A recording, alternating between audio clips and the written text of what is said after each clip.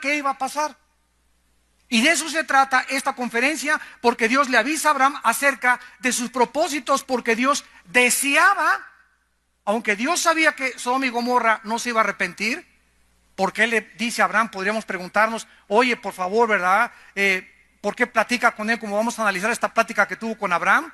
¿Por qué lo hace Dios? Simplemente porque Dios está buscando que Abraham se convierta en un intercesor.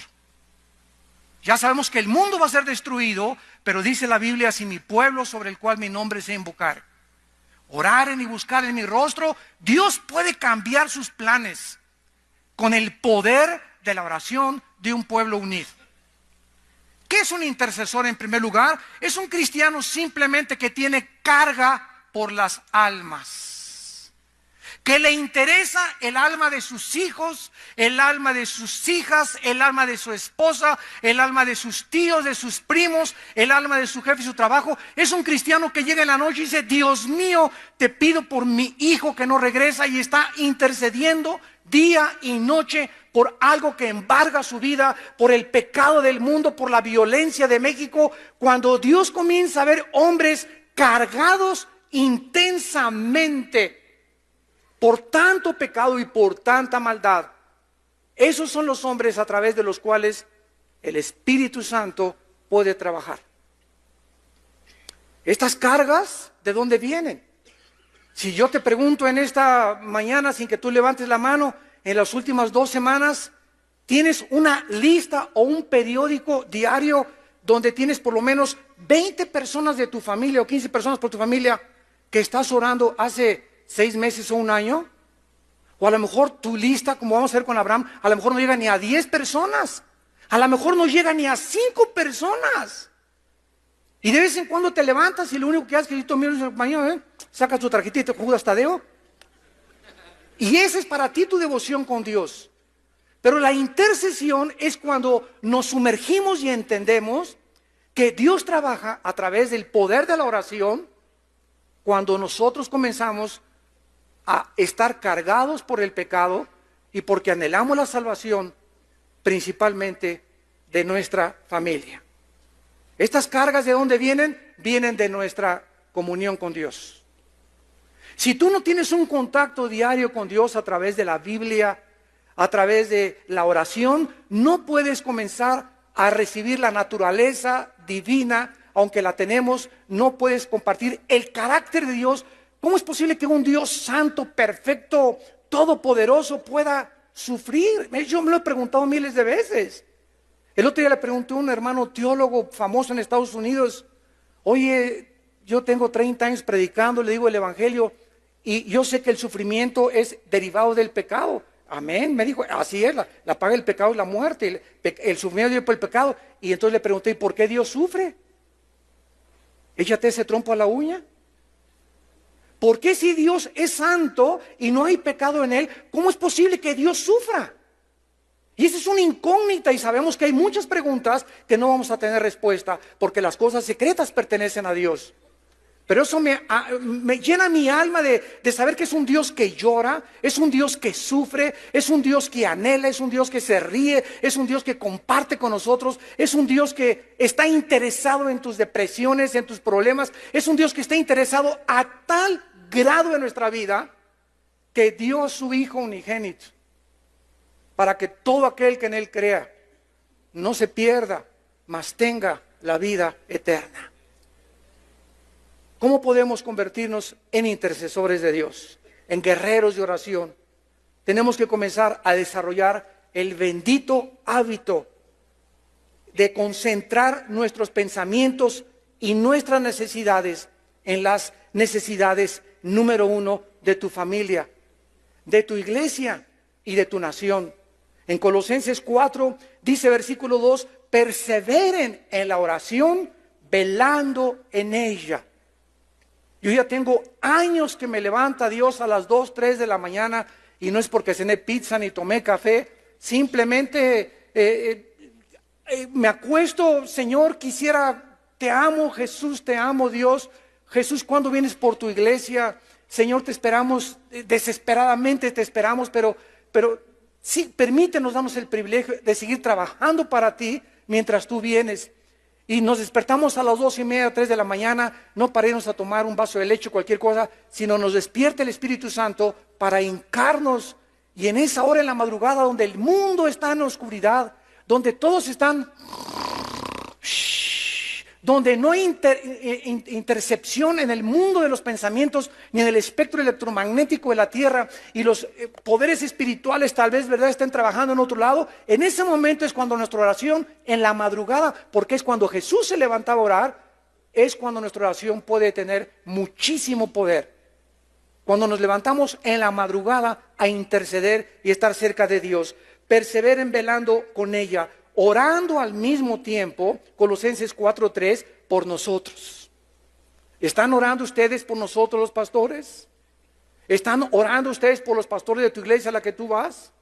¿O tienes esa mentalidad de crítica solamente de el pastor esto y el pastor aquello, y si yo fuera aquel, etcétera, etcétera? Antes de que te atrevas a criticar a un hombre de Dios, asegúrate que antes has pasado meses orando para que Dios cambie en ese hombre de Dios lo que a ti no te gustaría vivir en ese hombre de Dios. Antes de que pongas el dedo a una persona y la acuses de borracho o de homosexual o de drogadicto, asegúrate que ya le tendiste la mano antes de criticarlo y le dijiste: vengo a ayudarte a que tú puedas levantarte del pozo de tu desesperación. No nos atrevamos a criticar, no nos atrevamos a juzgar si antes no hemos estado como intercesores por esas almas que no nos gusta la forma como actúan, porque entonces nos volvemos fariseos.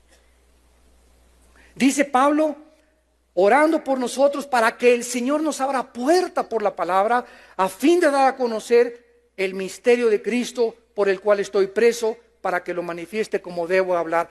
Pablo decía: yo soy Pablo y sí tengo el Espíritu Santo, pero ¿saben una cosa todos ustedes? Dice Pablo, dependo también de ustedes. Esto es increíble.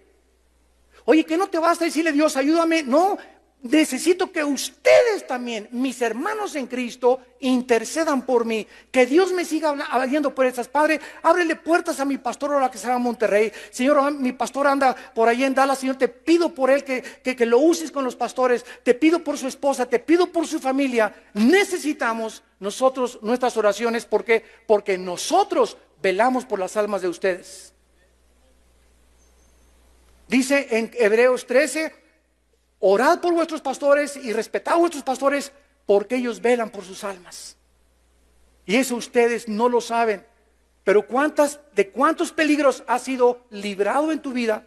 ¿Cuántas puertas se han abiertas? ¿O por qué encontraste trabajo y tú crees que es obra de la coincidencia o de un accidente?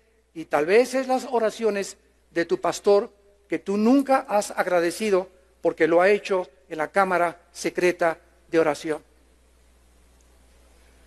Veamos exactamente lo que Dios quería con Abraham. Vamos a observar que Dios sabía que Sodoma y Gomorra iban a ser destruidas. También sabía Dios que Lot, su sobrino, era el único justo de la ciudad. Entonces, ¿cuál es el propósito de Dios para que Abraham comenzara a orar por esta ciudad? En primer lugar, lo quería convertir en un intercesor, en un guerrero, para que comenzara a orar tanto por los malos como por los buenos, porque Dios hace salir el sol sobre los justos y sobre los buenos. Entonces, no solamente ores por los cristianos, ora también por tus parientes que no son cristianos, por el que vas a llevar al desayuno el próximo mes, por el que vas a traer aquí a la conferencia. Si nosotros no oramos y no entendemos que Dios ha determinado que sea a través de la oración, porque así lo ha determinado, el poder actuar sobre las almas, no vas a poder convencerte de la importancia de ser un guerrero de oración. En segundo lugar, enseñarle a Abraham que la justicia de Dios tiene que ser ejecutada. Dios tiene que castigar el pecado, tarde o temprano. Una vez saliendo de una conferencia, de un desayuno, me encontré un hombre en el elevador y me dice: oiga, señor Alducin, que Dios es todopoderoso. Le dije: sí, claro, es todopoderoso. Me dice: sí, es todopoderoso, ¿por qué no ha acabado con el diablo? Me dice. Y le contesto: dele gracias a Dios porque hubiera comenzado con usted. El hecho que Dios todavía no juzgue al mundo es simplemente, como dice en 2 de Pedro 3, Él es paciente esperando que muchos de ustedes que nos ven a través de la televisión también y aquí presentes, se arrepientan de sus pecados. Porque sabes una cosa, vamos de pasada por este mundo. Y muchos de ustedes el año que entra no los vamos a ver. Muchos pueden morir hoy en la noche. Un accidente, una embolia cerebral, un ataque cardíaco, un accidente, una bala perdida, etcétera, etcétera. Ninguno de los que estamos aquí tiene contada la vida y tenemos una sola vida en que la estás gastando. Y cuando tú mueras, no recuperas los minutos de ayer, los minutos de antier, las semanas, no, cada minuto, tic, tic, tic, tic del reloj, ya no, lo que hice hace un minuto, no lo vuelvo a recuperar jamás. Ya pasó, ahorita estoy en el presente, futuro, el pasado está atrás, ya el pasado está pasando todo así, pero rapidísimo el pasado en nuestra vida. Y tenemos que aprovechar el tiempo, porque los días son malos. Y en tercer lugar, Dios quería enseñarle a Abraham una lección muy importante, que jamás le guardemos rencor a nadie. Abraham le había dado un fuerte testimonio a Lot. Acuérdense en Génesis 10 que se muere Lot, Aram, el papá de Lot, y entonces Abraham, que era hermano del papá de Lot, lo recoge a Lot, era su sobrino Lot, y lo adopta, y lo cría, y le da de comer, y se lo lleva con él. Después de que su padre murió, lo trata como un hijo, y después, cuando Lot se vuelve egoísta, le dice a Abraham, ¿sabes qué, Lot? No quiero dar mal testimonio. Mira, por el testimonio de nuestros obreros y nuestros rancheros, si tú escoges irte para el sur, yo me voy para el norte, si tú para el norte, yo voy para el sur, pero no nos peleemos delante de la gente. No demos mal testimonio al mundo. Ese es el corazón de Abraham. Y Lot escoge, ¿verdad?, hacia Sodoma. Y después llegan los reyes de los países alrededor y secuestran a Lot, se lo llevan cautivo en Génesis 13, capítulo 14, y entonces Abraham, arriesgando su vida por este sinvergüenza, egoísta sobrino, como dice el dicho, al que le dan pan después te muerde la mano, va todavía Abraham y arriesga su vida y lo salva cuando fue secuestrado por un ejército, y ahora está pidiéndole a Dios, Dios mío, yo sé que Lot está ahí en Sodoma, te pido que si encuentras 50 justos, salva, por favor, a los 50.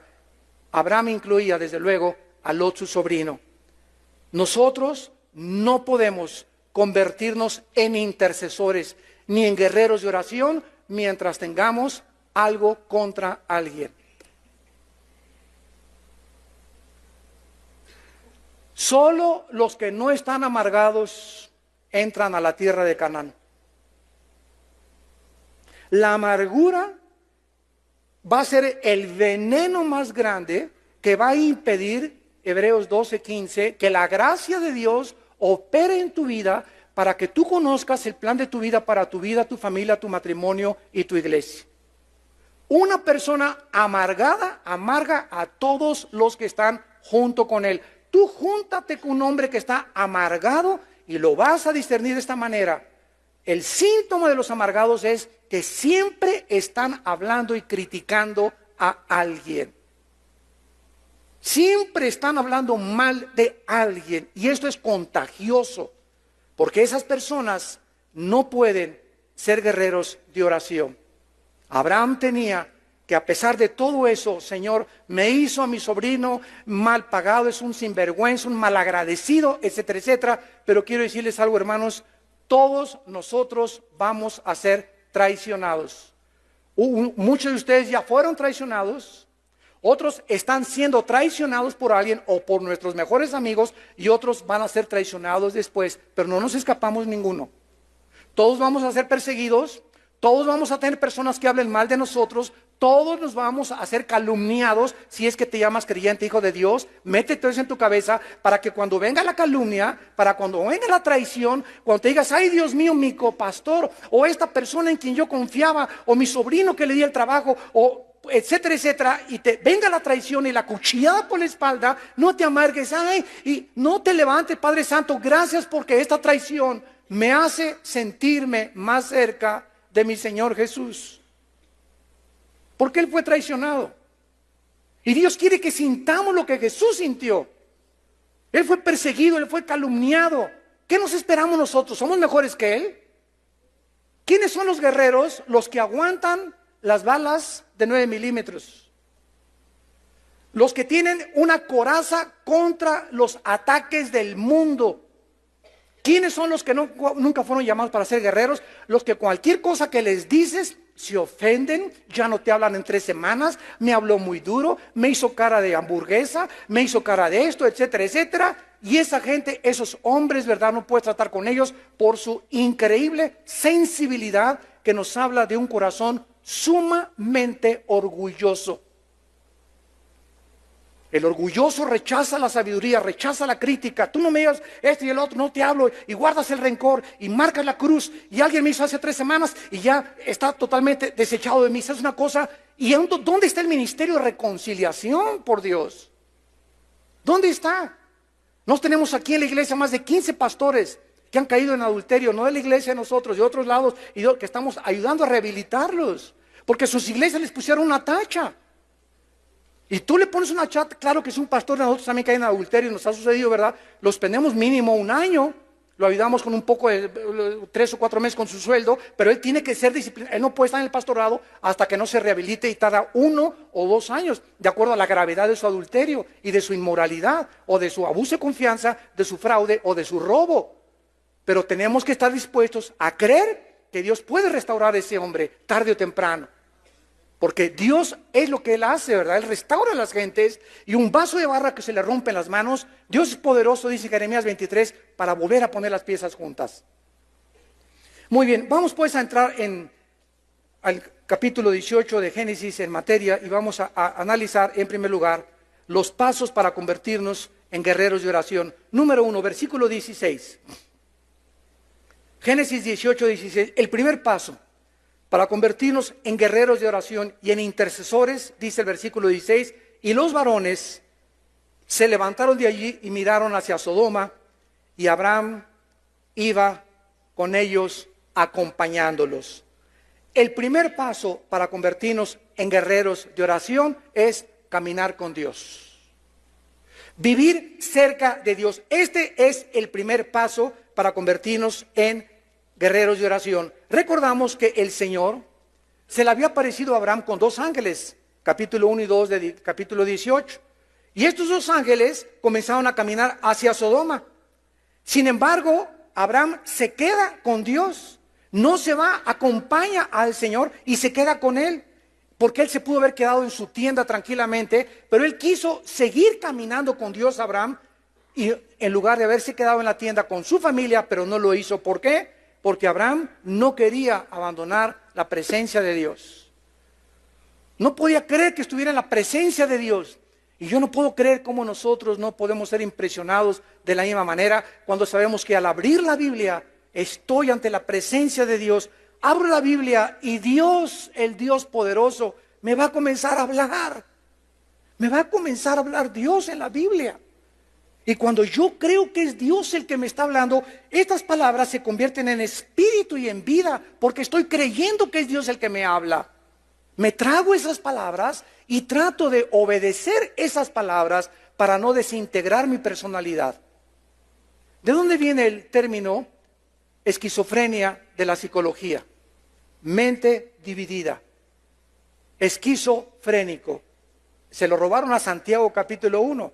2000 años antes de Freud, Santiago dijo en Santiago 1, el hombre de doble ánimo es inconstante. Esa palabra ánimo en el griego es alma.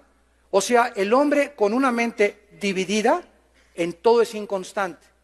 ¿Qué es un hombre dividido? Es un hombre que lo que habla no lo hace. Cuando comenzamos nosotros a hablar, y soy cristiano, y por aquí y por allá, y no practico lo que Dios me está diciendo, me comienzo a desintegrar, me comienzo a separar interiormente, comienza mi mente a ser afectada psicológicamente, comienzo a bandear, comienzo a tener malos pensamientos porque estoy desintegrando mi personalidad, y eso es la causa de ser inconstante.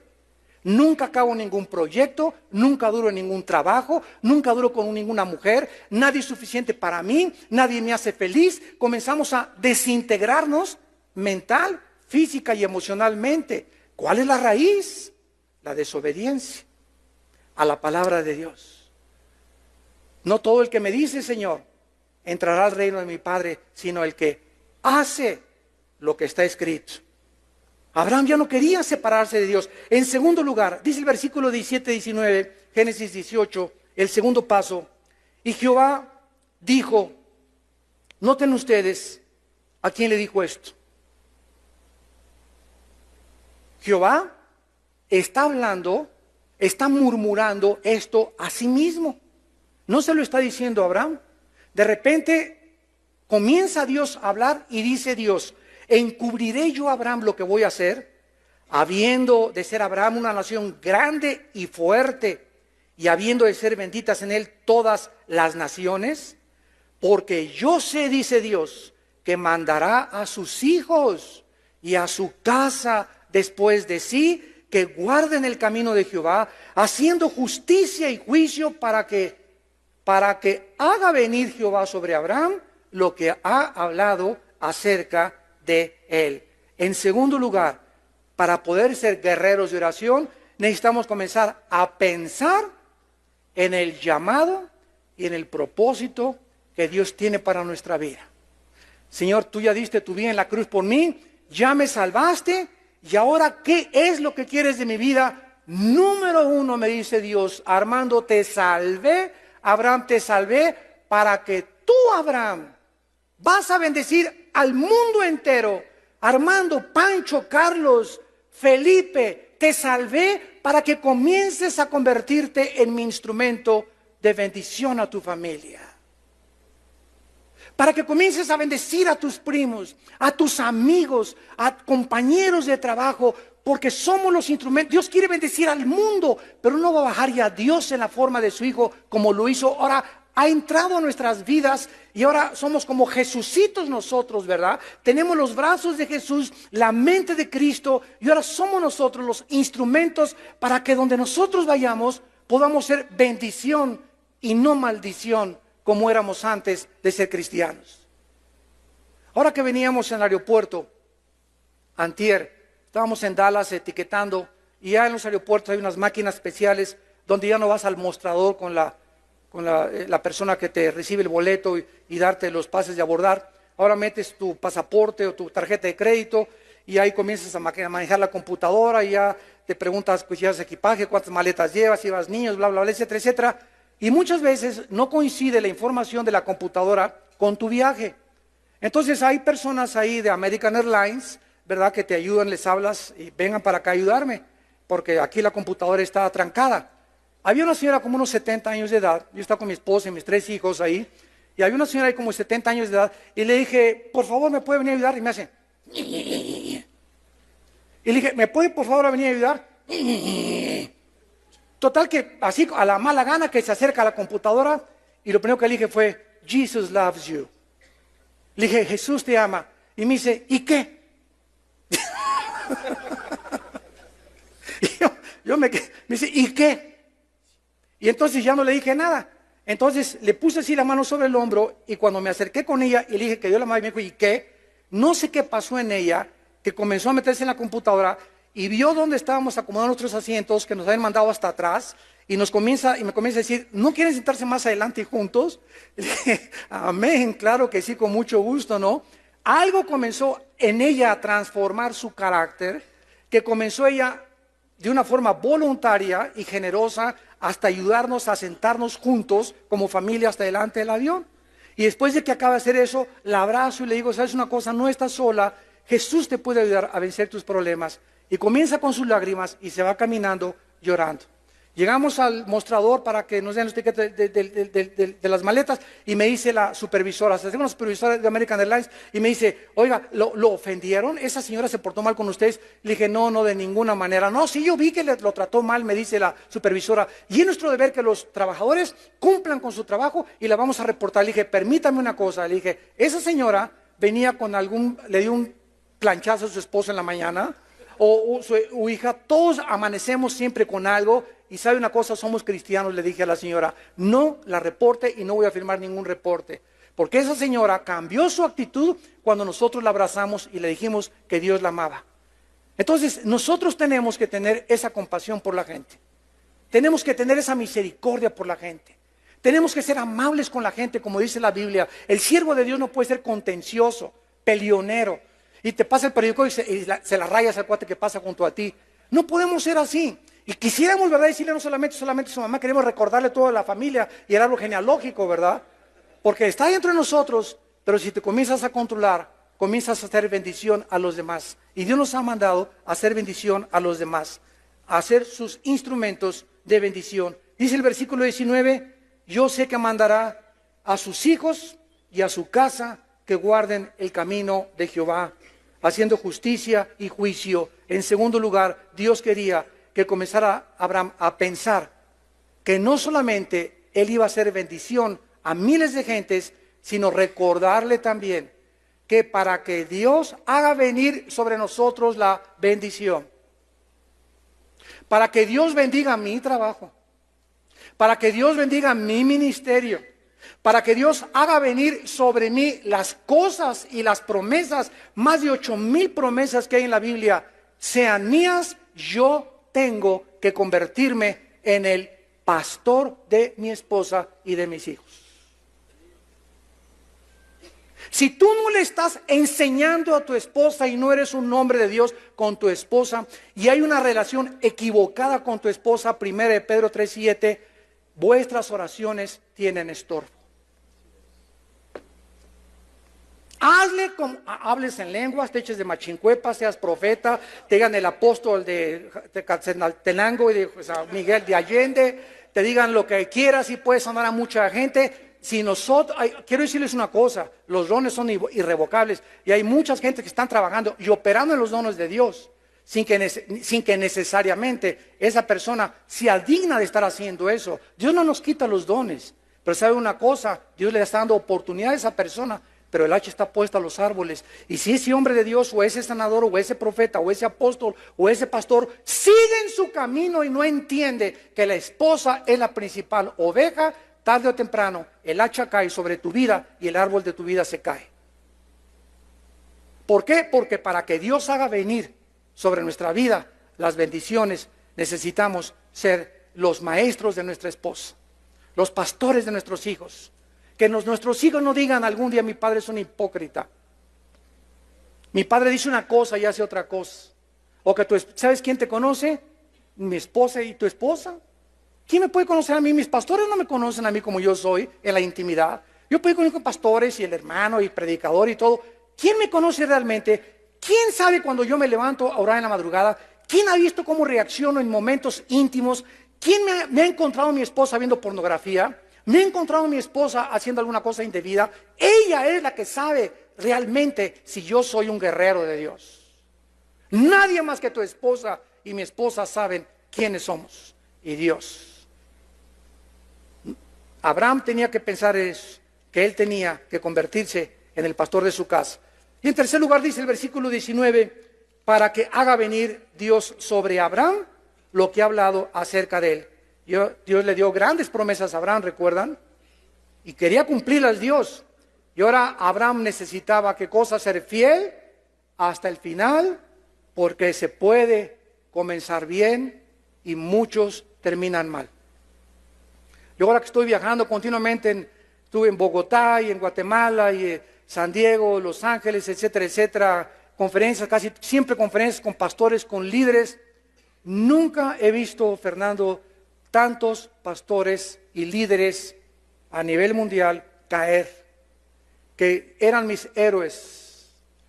Durante 15 años yo admiré a ese hombre de Dios y a ese pastor, y están cayendo como el dominó.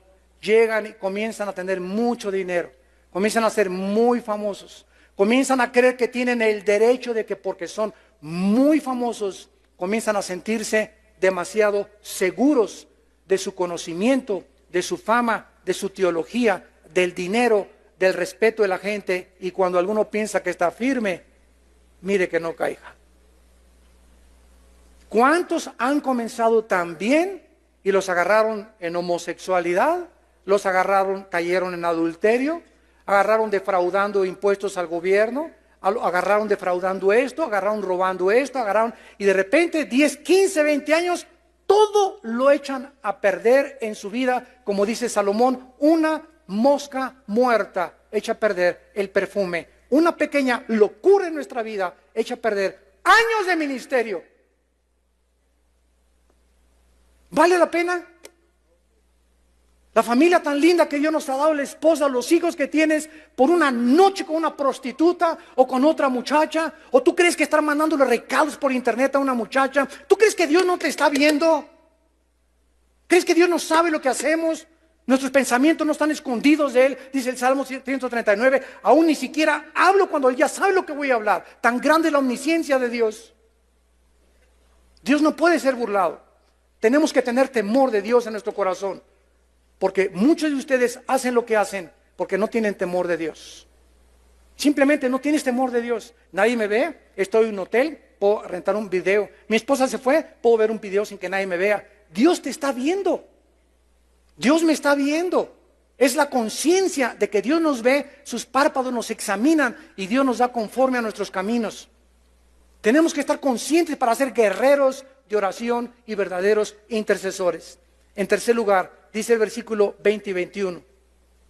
El tercer paso para ser guerrero de oración. Entonces Jehová le dijo: por cuanto el clamor contra Sodoma y Gomorra se aumenta más y más, y el pecado de ellos se ha agravado en extremo, descenderé ahora y veré si han consumado su obra según el clamor que ha venido para mí, y si no, lo sabré.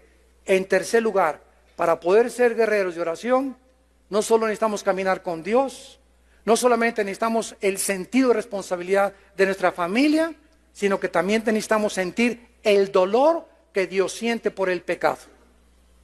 El dolor que Dios siente por el pecado. No podemos ser intercesores hasta que no sintamos el dolor. ¿Cuándo fue la última vez que lloraste con tu almohada? Sinceramente, Padre, cuánta homosexualidad, cuánta depravación. El mundo está ya adaptando como si fuera normal todo. ¿Cuánta gente está? ¿Cuántos divorcios? ¿Cuánta hipocresía? ¿Cuánta violencia? ¿Cuántos asesinatos? Señor, yo soy tu hijo, oh Dios. Y salen las lágrimas de nuestro corazón. ¿Cuándo fue la última vez que mojaste tu almohada de dolor por el pecado? Dios está ahorita sufriendo por México. Dios está llorando por México. Yo les digo a los pastores, hace un poco que íbamos a tener una reunión en el Auditorio Nacional, le dije, vamos ya a dejar campañas y todo, vamos a reunirnos los pastores en algún estadio, en el Estadio Azteca, a orar, a llorar y a pedirnos perdón unos a otros. A orar e interceder. Pero ¿cuántos de los intercesores que se reúnan tienen las condiciones para que Dios los oiga? Sí, vamos a orar, etcétera, etcétera, y trata a la esposa como una sirvienta. Sí, hermano, yo voy a organizar la campaña por aquí, por allá, y a sus hijos no les ha leído la Biblia en 3 semanas. Entonces nos damos cuenta con qué estamos nosotros luchando. Tenemos que comenzar con nosotros mismos, con los hombres, porque somos los pastores, los líderes que Dios ha puesto al frente de nuestro hogar. Notemos claramente la misericordia de Dios. Dios no le dice a Abraham, voy a destruir a Sodoma inmediatamente, sino que Dios le dice a Abraham, voy a bajar primero, voy a descender. Los 2 ángeles fueron hacia Sodoma y el pecado y la maldad de Sodoma y Gomorra habían llegado a llenar el vaso de agua, porque Dios no juzga hasta que llega a derramarse el agua de tu vida, el colmo de tus pecados. Hasta que llegue, así es de paciente Dios. Dice en Romanos 2:4, que ignoras que la benignidad y la paciencia de Dios te guían al arrepentimiento.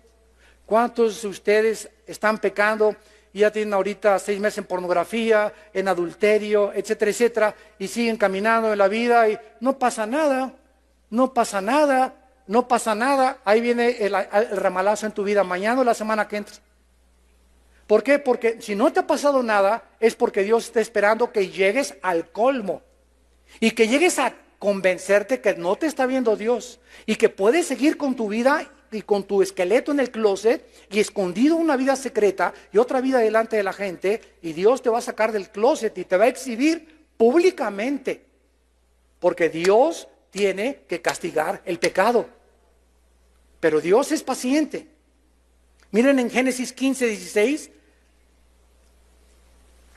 Génesis 15:16 dice, y en la cuarta generación volverán acá, porque aún no ha llegado a su colmo la maldad del amorreo, hasta que no se cumpliera el tiempo de Dios y los amorritas llegaran al colmo de sus pecados, Dios no procedería con justicia, sino con misericordia y con su gracia. Pero su misericordia y su paciencia y su gracia, dice la Biblia, tienen un límite. Y yo pienso que si ahora en México no está ya alcanzando el nivel que se necesita para que Dios diga, basta con tanta depravación, ¿estaremos cerca del juicio de Dios ya? ¿O podríamos pensar que ya estamos siendo juzgados por Dios con toda esta violencia que hay en la nación? ¿Qué es? Tantas muertes, tantos secuestros, tantos latrocinios, tantas cosas que están pasando. ¿Realmente es un juicio de Dios? ¿De qué manera nos está afectando y de qué manera estamos percibiendo este asunto que está sucediendo si Dios está de por medio actuando en ello? Vean ustedes lo que dice también en Daniel capítulo 8, versículo 23. Por toda la Biblia corre este principio espiritual. Dice Daniel 8:23, y al fin del reinado de estos, está hablando cuando terminen ya los últimos imperios mundiales, y está hablando del anticristo. Y al fin del reinado de estos, Daniel 8:23, cuando los transgresores lleguen al colmo, cuando yo vea que ya no quieren arrepentirse, cuando vea que Pancho ya está tan endurecido, Pancho que le entra por acá, y ahorita acabando hombres de compromisos, le salió por acá, y saliendo aquí por la puerta va a seguir siendo la misma persona. Todo el día del sábado en hombres de compromiso no le afectó a Pancho. Mañana domingo no le pidió perdón a su esposa, no fue a romper hoy en la noche la pornografía que tenía escondida, ni los videos. Cuando veo que no hay una reacción a mi palabra, comienzo a apuntar y a tomar nota, y comienzo a marcar un tiempo en el que le digo a Pancho, en enero 17 del 2011, Pancho, en mi libro tengo apuntado, te voy a juzgar. Y muchos de ustedes, en la misericordia de Dios, han venido a estas conferencias, en la paciencia de Dios, antes de que Dios te juzgue. Pero Dios tiene su paciencia limitada. En cuarto lugar, dice el versículo 22 al 26 de Génesis 18, en cuarto lugar, y se apartaron los varones y fueron hacia Sodoma, pero Abraham estaba aún delante de Jehová. Y se acercó a Abraham y dijo, ¿destruirás también al justo con el impío? Recordemos que Abraham no tenía Job, Abraham no tenía Romanos, Abraham no tenía las cartas de Timoteo, no tenía el Apocalipsis, no tenía el Pentateuco, no tenía nada Abraham. Abraham anhelaba conocer el carácter de Dios. A ese Dios que estoy sirviendo, Señor, quiero conocerte. ¿Eres un Dios que cuando juzgas al mundo, también el ramalazo le cae a los buenos? ¿Juzgas a los dos por igual? Quizá haya 50 justos, versículo 24, destruirás también y no perdonarás al lugar por amor a los 50 justos que están dentro de él.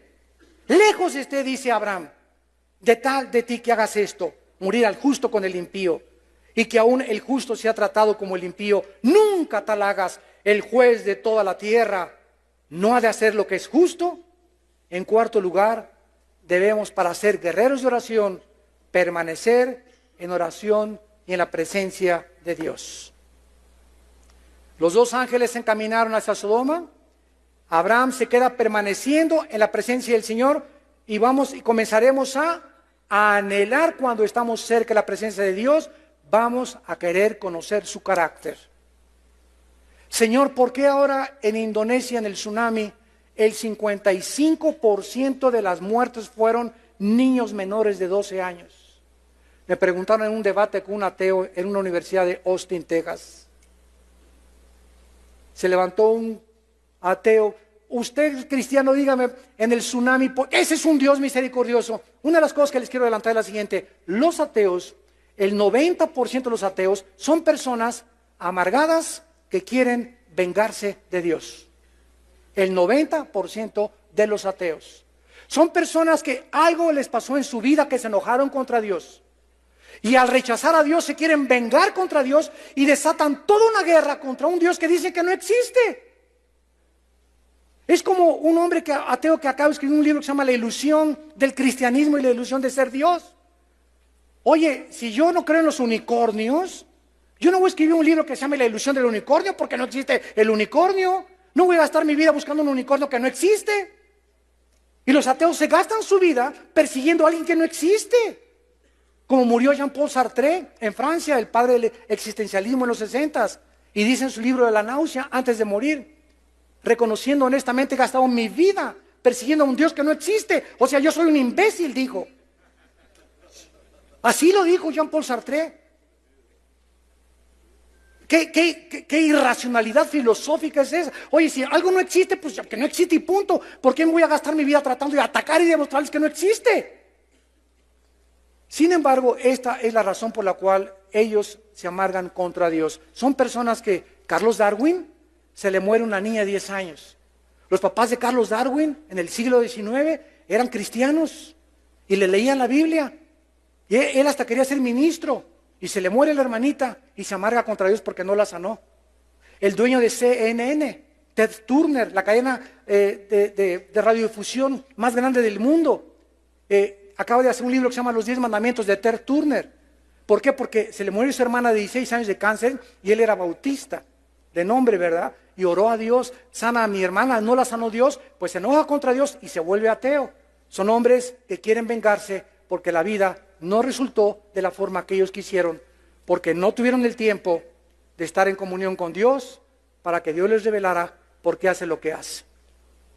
Le contesté a este ateo que me dijo, ¿por qué en Indonesia Dios permitió que el 55% de las personas eran menores de edad se murieran ahogadas? Y le contesté y le dije, si se hubieran quedado vivos esos niños en el lugar donde más idolatría y más perversión y más inmoralidad existe en el mundo, donde no hay respeto ni por las mujeres, esos niños hubieran sido imitadores de sus padres porque nos convertimos en aquello que imitamos o que adoramos.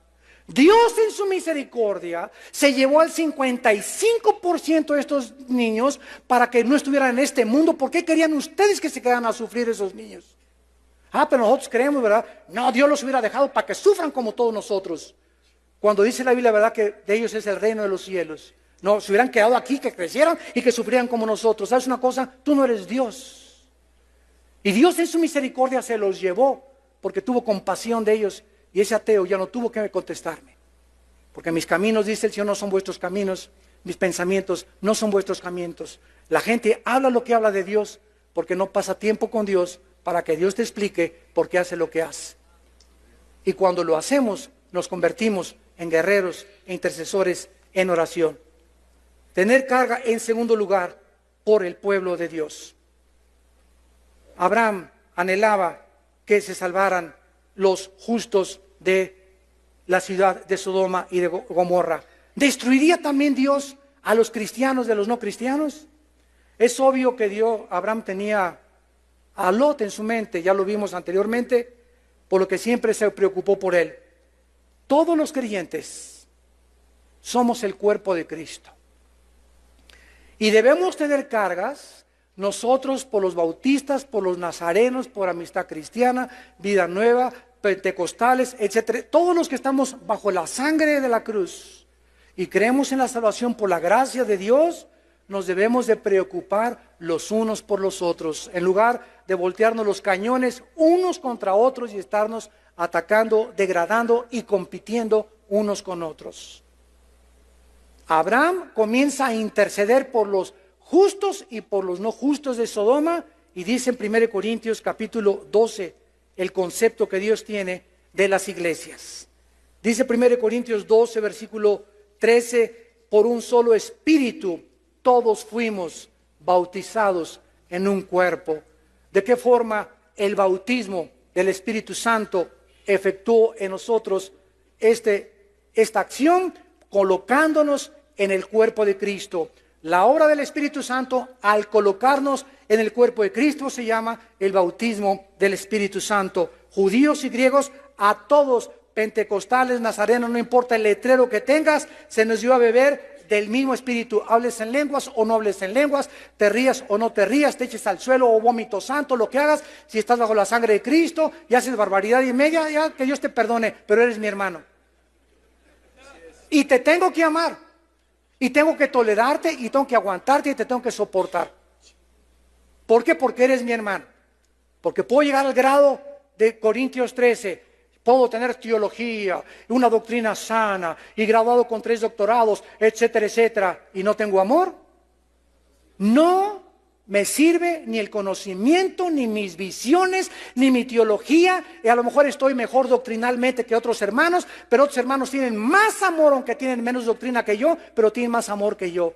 Y si yo quiero ser un teólogo y no tengo amor, mi teología vale un cacahuate a los ojos de Dios. Lo que Dios anhela es que nos amemos, que nos perdonemos, que no nos volteemos los fusiles unos con otros, que cerremos nuestra boca con un hermano líder o un hermano haya caído, que comencemos a orar por él. Como hace poco oí un negrito en Estados Unidos muy famoso, T.D. Jakes. Cayó un pastor, otro negrito en Atlanta, violó a 3 de sus ayudantes, homosexual. Y le preguntaron por televisión a T.D. Jakes, oye, ¿qué opinas de esto? Dijo, no quiero decir nada hasta que no se aclare y no se investigue absolutamente nada. No quiero dar mi opinión porque es mi hermano en Jesucristo y Dios puede levantar a un pastor homosexual también. Ese es el amor que debemos tener nosotros y no, ¿ya oíste? Y hacer del árbol caído leña. Dicen que los cristianos somos los únicos soldados que dejamos a los heridos tirados en el campo de batalla. Así somos nosotros, así nos comportamos. Caín, ¿dónde está tu hermano? Le dice Dios. ¿Y qué le contesta Caín? ¿Que acaso soy guarda de mi hermano? Sí, le dijo Dios, tú eres guarda de tu hermano. Y la iglesia bautista se quemó, ¿y a mí qué me importa si mi reino es mi congregación y mi denominación? Hoy los hermanos pentecostales están sufriendo por esto, y a mí qué me importa, ¿verdad? Ellos, es más, pusieron lámparas francesas, yo iba a poner lámparas persas aquí en mi iglesia también. Y ahí ya tienen 10,000, pues yo voy a tener 5,000 más entonces en mi iglesia. Y comenzamos con motivos equivocados a hacer la obra de Dios, cuando vamos a estar en el tribunal de Cristo y vamos a ser juzgados por la razón por la cual servimos a Dios. Y si no tuvimos amor los unos por los otros, Apocalipsis capítulo 2, yo sé que eres celoso, que has probado lo que dicen que ser apóstoles y no lo son, ha sido esto, ha sido el otro, pero tengo contra ti, iglesia de Éfeso, que has perdido tu primer amor. Y cuando perdemos nuestro amor entre nosotros, cuando nos dejamos de amar, cuando dejamos de tener los motivos que debemos de tener, todo lo que traemos no vale nada. Si no tienes amor, eres como címbalo que retiñe, ¿verdad? Eres absolutamente nada a los ojos de Dios. Abraham tenía que comenzar a interceder por los justos de Sodoma. Estos son los guerreros de oración. Y finalmente, dice el versículo 26 y 27, Génesis 18. Dios le responde a Abraham. Dice el versículo 26, respondió Jehová, muy bien Abraham, te voy a contestar. Si hallar en Sodoma, y aquí terminamos, 50 justos dentro de la ciudad, Abraham, por causa de esos 50 justos, no destruyó a los sodomitas. Señor, ¿y 45? Por los 45 no los destruyo. Señor, perdóname 30, si hay 30, no los destruyo. 20, no los destruyo. 10, no los destruyo. Y hasta ahí llevo la cuenta, hasta 10. Abraham creía de alguna manera que su sobrino, al ser cristiano y creyente, porque dice la Biblia en 2 de Pedro que era creyente Lot, había testificado y había ganado almas en Sodoma. No ganó ni a su familia. La esposa se convirtió en estatua de sal y las 2 hijas acabaron teniendo relaciones sexuales con él. Y Abraham todavía creía, ¿verdad? A lo mejor Lot salvó a 15 personas, por eso Abraham comenzó a interceder. Tal vez mi sobrino ganó almas ahí en Sodoma. Y no había nadie justo en Sodoma, y Dios lo salva a Lot, ni siquiera por la justicia de Lot, sino por el pacto que Dios había hecho con Abraham. ¿Qué significa esto? Escuchen esto. Que Dios no hubiera destruido a Sodoma, no por los sodomitas, sino porque no había justos en Sodoma. Si hubiera Dios encontrado a 10 justos aquí en Tlalnepantla, Dios no hace temblar a Tlalnepantla. Es la ausencia de los buenos lo que les da la oportunidad a los malos. Y los malos hacen lo que hacen porque los buenos no hacen nada. Y cuando comenzamos a interceder por México, y cuando comenzamos, aunque yo soy perredista y el presidente es del PAN, o yo soy priista y el presidente del PAN, no me importa de qué partido es el presidente, 1 Timoteo 2, del partido que sea, yo soy cristiano y me quito mi partido. Él es un hombre que ha sido puesto por Dios, sométase toda persona a las autoridades, yo voy a orar por el presidente, no importa del partido que sea, voy a orar por el presidente Calderón. Que Dios le dé sabiduría en lugar de criticarlo y esto y el otro. Estoy orando por él antes de atreverme a criticar lo que él está haciendo. Estoy orando por él. Esa es nuestra obligación, orar y dejar a Dios el juicio. Pero si no lo hacemos, ¿cómo esperamos que Dios pueda actuar? No había justos en Sodoma. Dios tuvo que destruir a Sodoma. Y finalmente, Dios tiene que destruir Sodoma y Gomorra. Y le dice Dios en el versículo 32, no se enoje mi Señor, si 10 se encuentran, dice Dios, no la destruiré por amor a los 10, y Jehová se fue luego. Dios ha demostrado, santo es de Dios, en toda la Biblia. En el diluvio sacó a Noé, a sus 3 hijos y a sus 3 nueras, y cayó el juicio sobre el mundo. Cuando Éxodo sacó Dios en Gosén a su pueblo, cayó las tinieblas sobre Egipto, los hijos de la luz tenían luz. Los hijos de Israel tenían luz. Cayeron plagas sobre Egipto, los hijos de Israel fueron apartados. Ezequiel 9, Dios juzga a Israel y comienza Dios a juzgar a todos los que no están intercediendo y Dios perdona a los que están intercediendo. Romanos 5, Dios no nos ha puesto para la ira. Primera de Tesalonicenses 1:10, Dios no nos ha puesto para la ira. Apocalipsis 3:10, por cuanto has guardado la palabra